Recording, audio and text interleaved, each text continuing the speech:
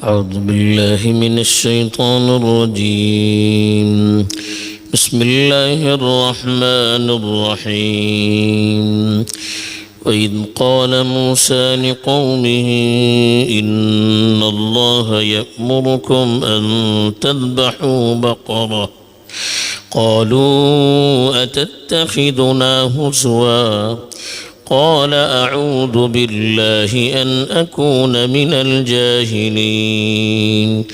قالوا ادع لنا ربك يبين لنا ما هي قال إنه يقول إنها بقرة لا فارض ولا بكر عوان بين ذلك فافعلوا ما تؤمرون. قالوا ادع لنا ربك يبين لنا ما لونها قال إنه يقول إنها بقرة صفراء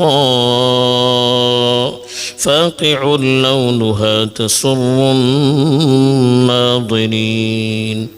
قالوا ادع لنا ربك يبين لنا ما هي إن البقرة شابه علينا وإنا إن شاء الله لمهتدون.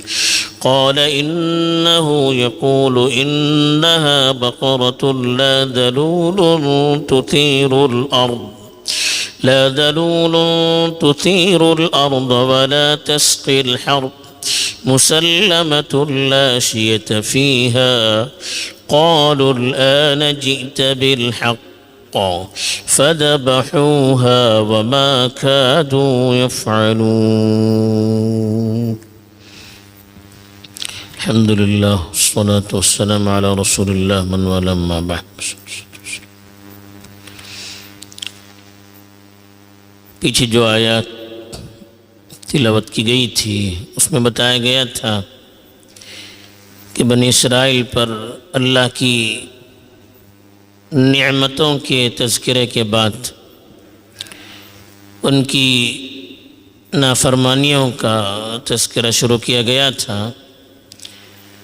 کل سنیچر کے دن کے سلسلے میں کیا کوتاہیاں اور زیادتیاں ان سے ہوئی، پھر اللہ کی طرف سے کس طرح سے ان کو سزائیں دی گئی اس کا تذکرہ تھا.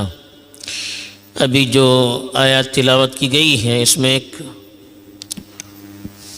واقعے کا تذکرہ ہے جس سے اس زمانے میں موسیٰ علیہ السلام کی جو قوم تھی اس قوم کی سطحی ذہنیت معلوم ہوتی ہے کہ کس طرح سے اپنے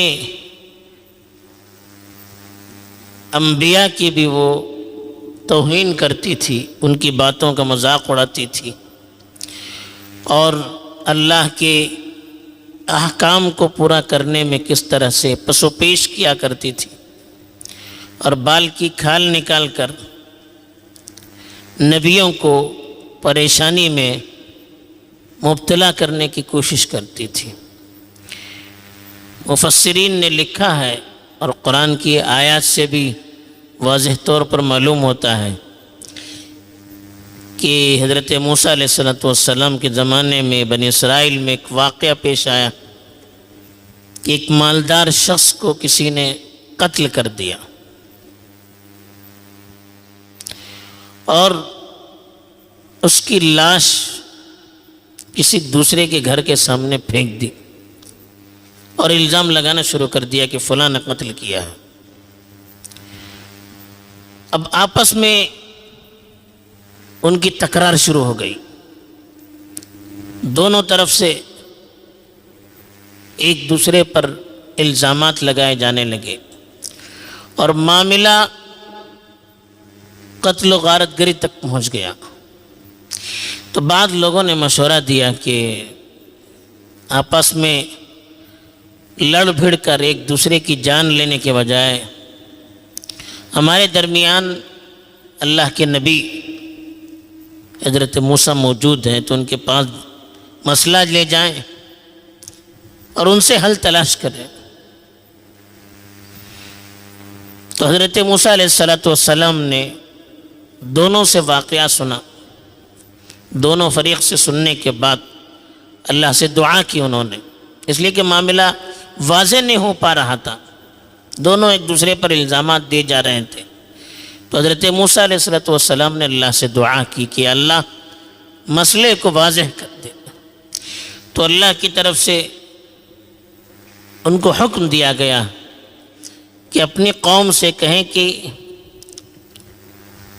ایک گائے کو ذبح کریں. یہ ان کی کتابوں میں بھی یہ واقعہ موجود ہے.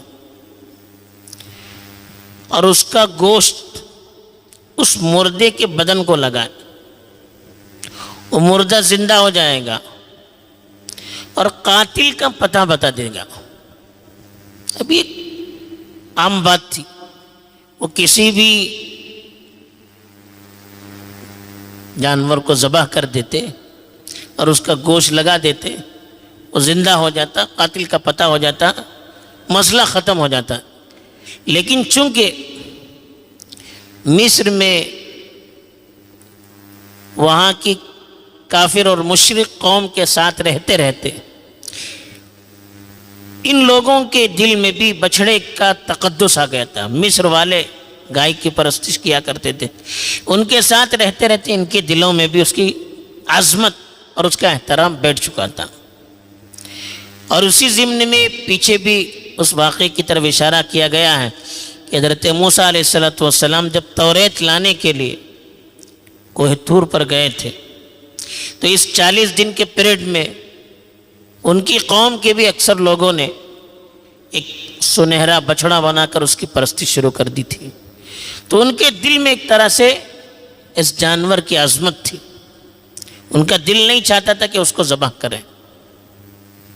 تو اس لیے انہوں نے تعویلات شروع کر دی اور حضرت موسیٰ علیہ السلام سے سوال پر سوال کرنا شروع کر دیا.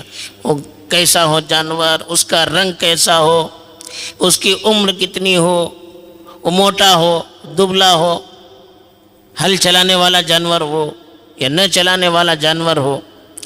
ایک ایک تفصیلات جب انہوں نے سوالات بیجا کرنے شروع کر دیے تو اللہ کی طرف سے بھی احکام سخت سے سخت نازل ہونے شروع ہو گئے اور ایسے جانور کو ذبح کرنے کے لیے کہا گیا جس کا تلاش کرنا ان کے لیے مشکل ہو گیا.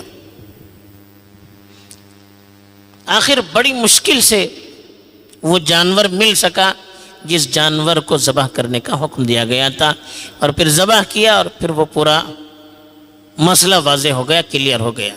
اب یہاں پر یہ واقعہ اللہ تعالیٰ نے تفصیل سے بیان کر کے یہ بتانا چاہا ہے کہ اللہ کے احکام کے سلسلے میں آدمی زیادہ کھرید کرتا رہے گا تو اس پر سخت سے سخت احکام اللہ کی طرف سے آتے چلے جائیں گے. شریعت آسان ہے، آسانی سے اگر مسئلہ حل ہو جائے تو حل کرنا چاہیے. بیجا سوالات کر کے اپنے اوپر مصیبت مول نہیں لینا چاہیے. تو بیجا سوالات کا نتیجہ یہ ہو گیا کہ ان پر بڑے سخت احکام اللہ کی طرف سے نازل کر دیے گئے اور پھر ان کے لیے اس حکم پر عمل کرنا مشکل ہو گیا. یہی خلاصہ ہے اس واقعے کا جس کی تفصیل ان آیات میں بیان کی گئی ہے. انشاءاللہ آئندہ اس کی ترجمانی کی کوشش کی جائے گی. اللہ تعالیٰ سے یہ احکام سمجھ کر ہمیں عمل کرنے کی توفیق میں آمین. وآخر دعوانا ان الحمد للہ رب العالمین. سبحان اللہ بحمدہ، سبحانک اللہم وبحمدک، نشہد ان لا الہ الا انت، نستغفرک.